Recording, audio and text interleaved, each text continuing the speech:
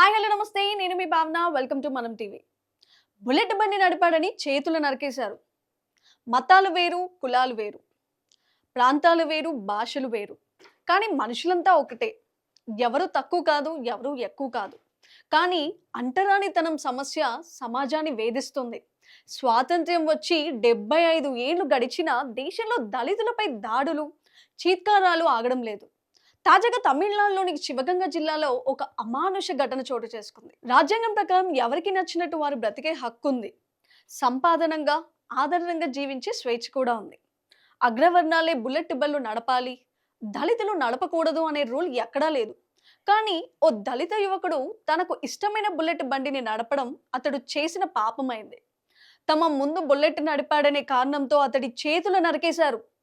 అగ్రవర్ణానికి చెందిన ఓ ముగ్గురు యువకులు.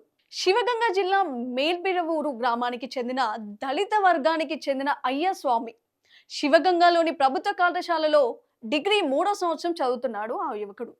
ఇటీవల అతడు తనకిష్టమైన బుల్లెట్ బండి కొన్నాడు. రోజు దానిపై కాలేజీకి వెళ్తూ ఉండడం పట్ల గ్రామంలోని కొందరు అగ్రవర్ణాలకు నచ్చలేదు. ఆ దళిత యువకుడు తమ ముందు బుల్లెట్ బండిని వేసుకుని వెళ్లడాన్ని జీర్ణించుకోలేకపోయారు. ఈ నేపథ్యంలో అయ్యస్వామి బుధవారం కళాశాలకు బుల్లెట్ పై వెళ్తుండగా అతడిని ముగ్గురు అగ్రవర్ణాలు యువకులు అడ్డుకున్నారు. కులం తక్కువడివి, నువ్వు మా ముందే బుల్లెట్ ఎక్కుతావా? నీకు బుల్లెట్ కావాల్సి వచ్చిందా అంటూ దాడి చేశారు. కత్తులతో ఆ యువకుడిని 2 చేతులు నరికేశారు.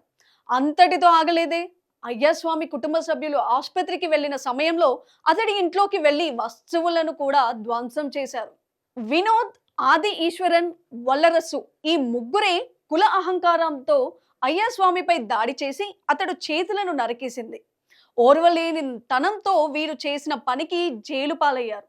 వారిపై బిఎన్ఎస్ లోని 294B, 126, 118(1), 351(3) సహా పలు సెక్షన్ల కింద సిప్కోట్ పోలీసులు కేసు నమోదు చేసి దర్యాప్తు చేపట్టారు.